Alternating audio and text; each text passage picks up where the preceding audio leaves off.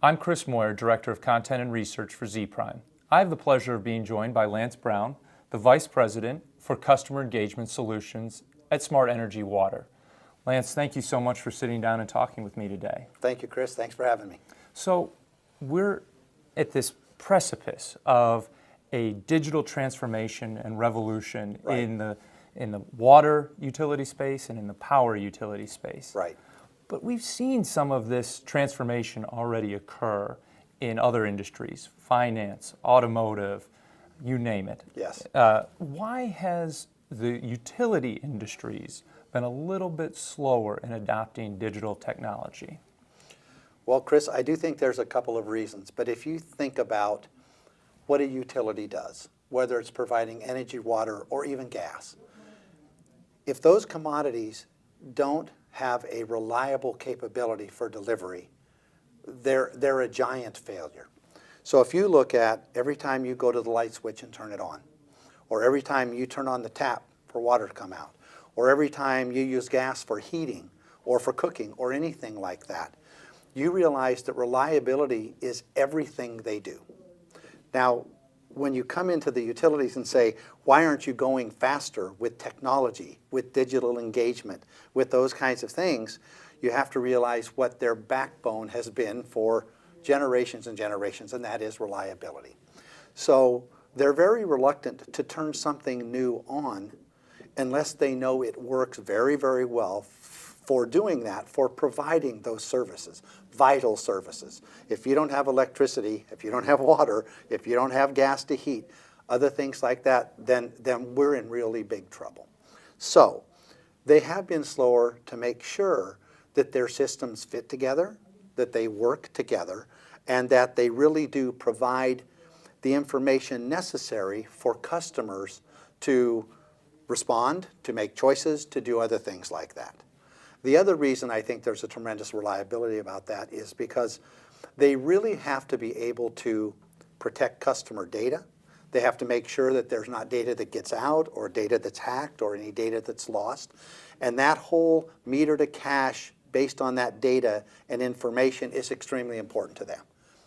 But I think the good news is that they are waking up and waking up quickly.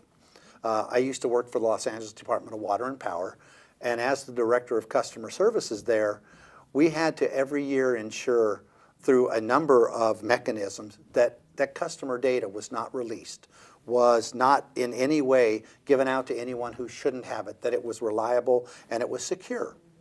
So with those systems that they're operating in the back end, introducing new systems must be compatible, they must work together, and they must provide correct information.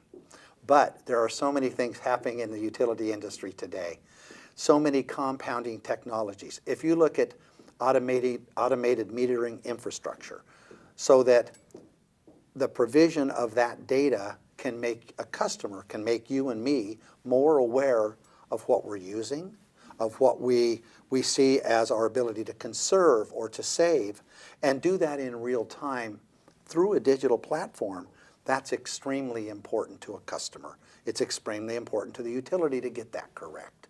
So there's a number of reasons that they have been slower to adapt and adopt, but those are very good reasons, and we should be grateful for them because we still need those things to work all the time.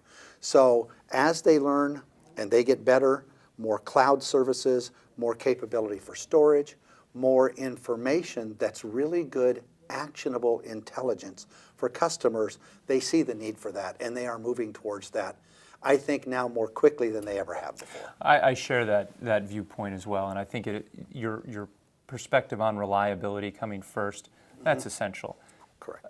And now the technology, that digital technology, has caught up to the level where it is actually additive to that reliability question. Yes. And ultimately, that's going to enhance that relationship between the customer and the utility. It's absolutely going to go leaps and bounds. If I can tell you in real time what your usage does, what it is going to do, how to use it more wisely, offer you more programs that allow you to have control, to say, yes, so the time of use meters, where you say there's a time of use aspect where between 10 a.m. and 7 p.m., we use our electricity very wisely.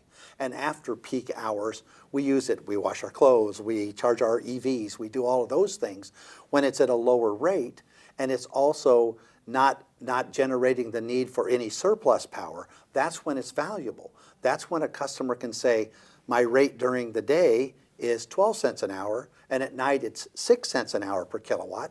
Why wouldn't you want to make those choices? So the utility has to give those customers the ability to see it and the ability to change now. You know how we always talk about you get a bi-monthly bill, a bill every 2 months for your electricity in the summer.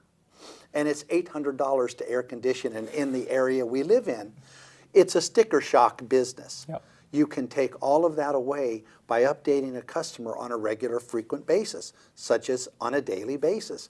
By the way, yesterday you used 20% more than the day before. Do you see any changes in your usage? Can you make any changes to benefit you and the utility? Well, I really appreciate that perspective, Lance, and we'll be having more conversations about the digital transformation of the power and water space and, of course, the water energy nexus. Right. Thank you. Thank you.